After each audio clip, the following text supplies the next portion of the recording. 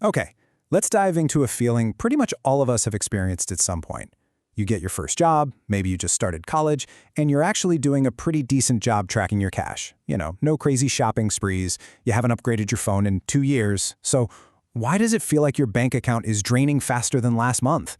Well, welcome to this explainer where we're going to figure out exactly why you feel broke right now, and more importantly, how to fix it.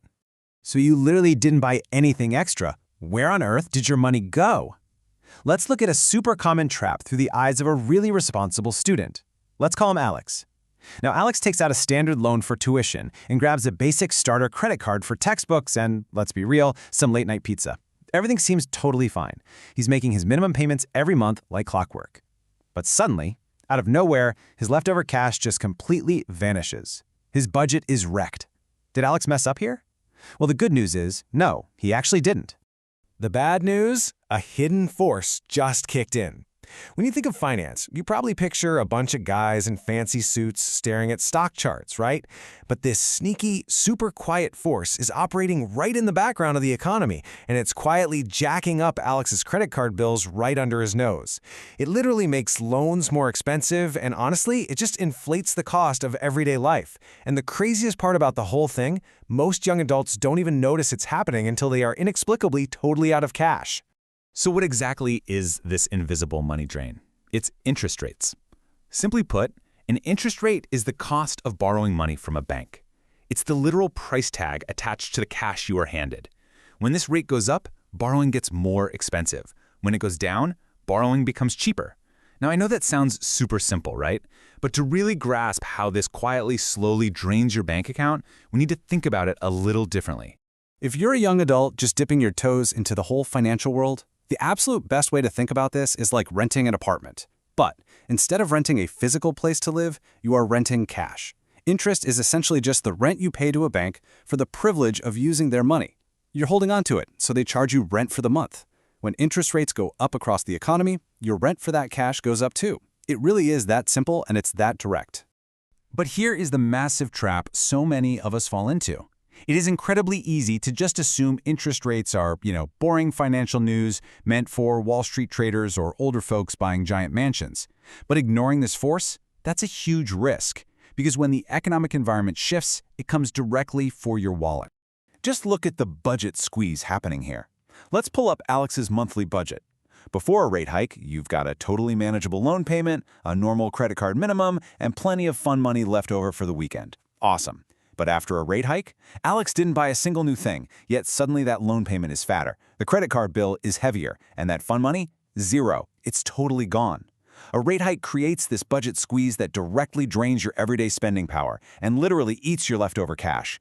And this kicks off what we call the domino effect. See, people tend to think rising rates only hit massive traditional bank loans. Nope, a rising rate infects the entire economy. It hits credit cards, it hits variable rate student loans, mortgages, business loans, the whole shebang. Because as banks charge more, everyone tightens their belt. Suddenly, your hard-earned cash just doesn't go nearly as far at the grocery store. It's a massive domino effect that makes everyday life more expensive for literally everyone. Now, it actually gets worse. The truly terrifying part isn't just that things get a little tighter this month. It's how seemingly microscopic changes in these rates can quietly snowball and just completely derail your financial future if you aren't paying attention. We're not talking about huge double-digit jumps here. We're talking about tiny little fractions that build up while you're looking the other way. Let's look at the brutal math on this trap. Let's say the interest rate on your credit card goes from 5% to 10%. You might think, okay, that's a 5% difference. What is that, like $5? Absolutely not. That small jump is a trap. Over the long haul, that higher percentage means hundreds, maybe thousands of dollars disappearing into thin air. Money that could have easily bought an endless supply of late-night pizza is just gone, simply because the economic environment changed. So the absolute crucial point here is this: the rate is the true boss. That initial amount you borrow, whether it's $500 on a starter credit card or $5 grand for a student loan, that is not the whole story. The percentage rate you agree to on that contract is what actually dictates the heavy financial burden you're going to carry. It is the ultimate deciding factor in how much you actually pay in the end. All right, so how do we protect ourselves? Let's go over your loan defense checklist. featuring 3 golden rules. Step 1. Always check if your rates are fixed or variable before you sign anything. Don't just look at the monthly payment, look at the rent you're paying for that cash. Step 2.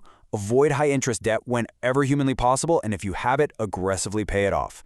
If you've got a starter card, you need to be super disciplined.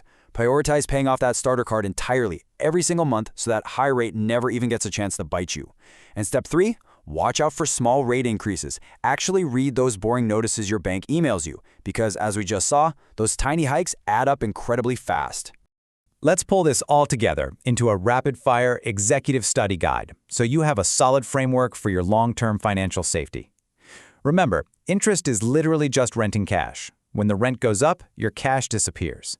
Small rate hikes quietly drain your monthly budget and eat up all your fun money.